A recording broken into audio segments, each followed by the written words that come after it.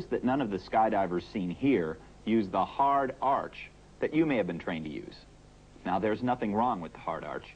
It's intended to provide stability in free fall, and that's what it does. Relative work, however, involves more than just maintaining stability.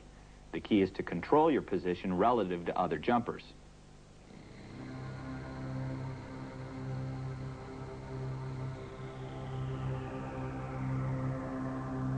This control is best achieved with a slightly modified and more relaxed arch called the boxman. It's best to think of the boxman position as a collection of 7 angles. These 7 angles are divided into 2 categories: non-adjustable angles, shown here in red, and adjustable angles, shown here in green.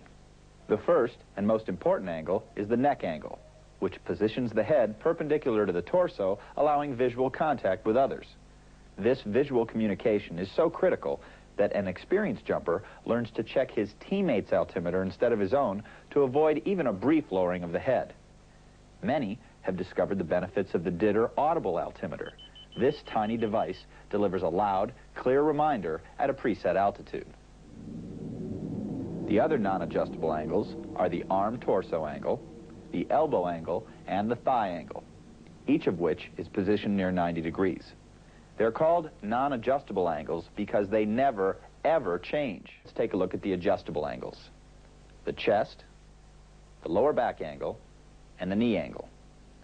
When the adjustable angles are positioned as shown here, near 135 degrees for the chest and lower back angles, and near 90 degrees for the knees, they form the neutral position. In neutral, the airflow over the surface of the body is symmetrical, meaning that it is the same on the right as on the left, and the same in back as in front.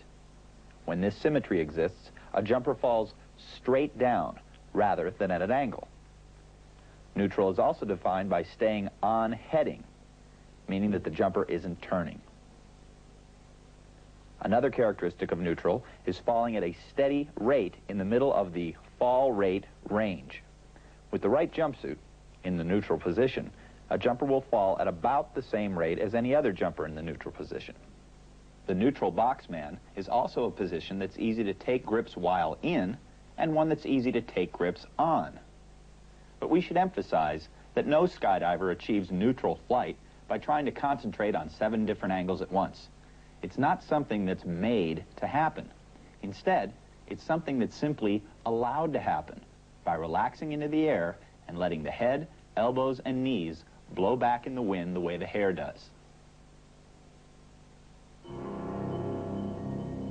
This brings us to the first skydive of the program. In Dive 1, you work on flying in the boxman neutral position while your instructor flies around you, inspecting and perfecting your stance. Until your boxman position becomes second nature, Dive 1 should be repeated at the beginning of every training weekend. Or, if your drop zone offers higher jump altitudes, Dive 1 can be incorporated into the beginning of the other skydives.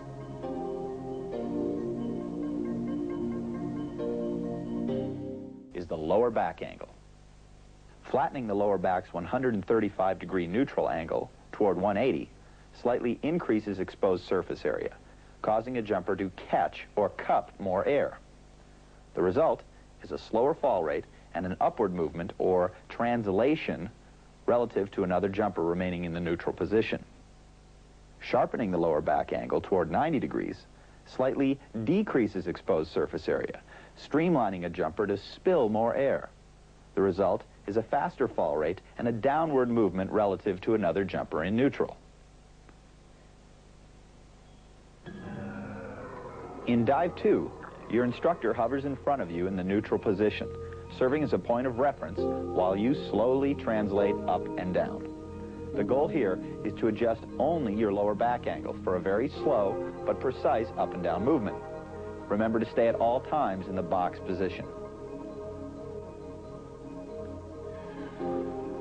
In Dive 3, you work to stay level with your instructor, who offers minute level problems. The goal here is to avoid having to make fast corrections by anticipating the problems and compensating early so that the corrections themselves can be minor.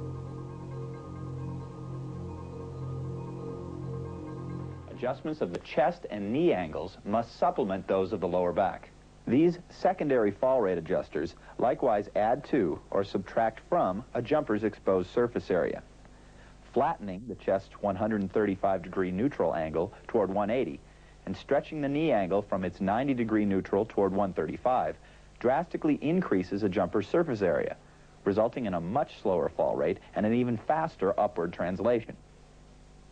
Sharpening the chest's angle toward 90 and tucking back the knee angle toward 45 drastically decreases a jumper's surface area, resulting in a much faster fall rate and an even faster relative drop.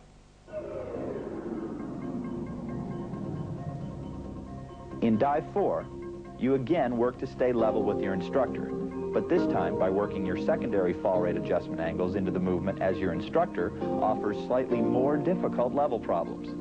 The goal again is to avoid having to make fast corrections by anticipating the problems and compensating sooner.